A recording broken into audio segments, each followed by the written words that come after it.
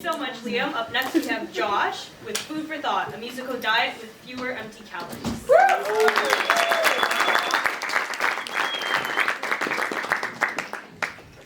So just a show of hands, who here likes McDonald's or In-N-Out Burger, Five Guys, that kind of thing?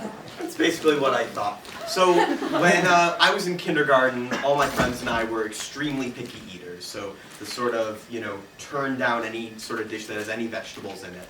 So we had a tradition in kindergarten where we would go on Friday afternoons, get a huge plate of chicken McNuggets, and just sort of sit around the table, enjoy that, talking about whatever it was that interested us as kindergartners, sort of think of old ladies getting their tea.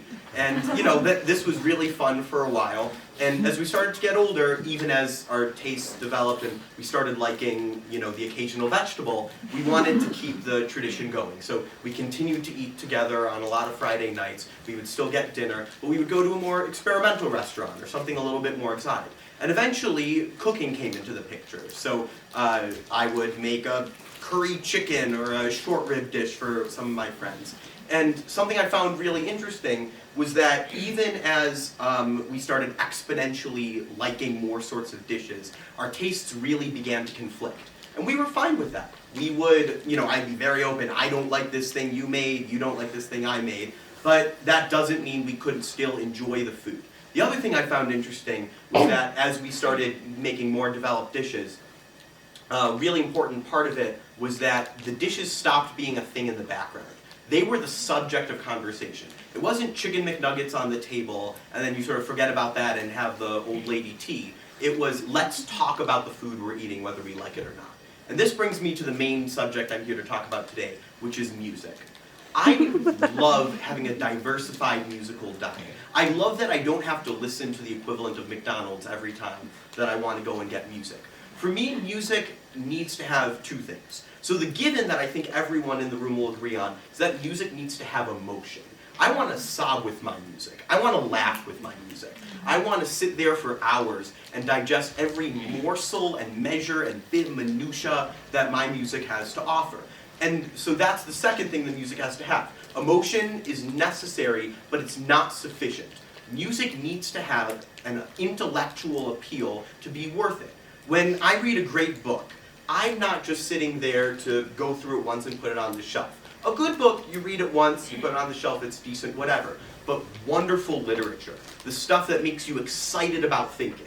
Again, what connects us as Stanford students, being so excited about digesting real challenging and intriguing bits of art. It's that you don't just go through it once. There's a piece by a band Snarky Puppy called Lameness. And at the very end, Corey Henry, the piano player, takes a solo. I've listened to that more than 250 times, 251 as of today.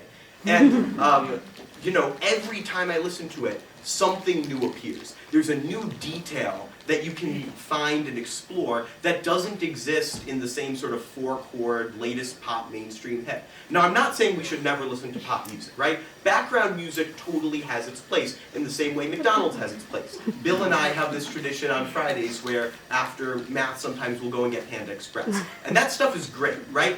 But it can't be the totality of a fulfilling and intriguing diet. So thinking music, it doesn't have to be classical, right? Bach to Beethoven, Coltrane to Snarky Puppy, indie rock, whatever you're into that challenges you, that makes you want to think, that makes you want to care more about music as an art form, as distinct from background noise. That's what really makes it special. So once again, McDonald's has its place. When we go to Tap on the weekends, we're not there to talk about Play-Doh.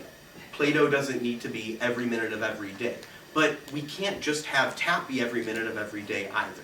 And fundamentally, what I'm here to say is that music shouldn't ever just be the background noise. Music shouldn't just be the thing that we forget about and only listen to one time. And really, caring about thinking about music is what takes it from being just sort of background noise to forget about, to being the most engaging and artistic art form that we've developed as a species.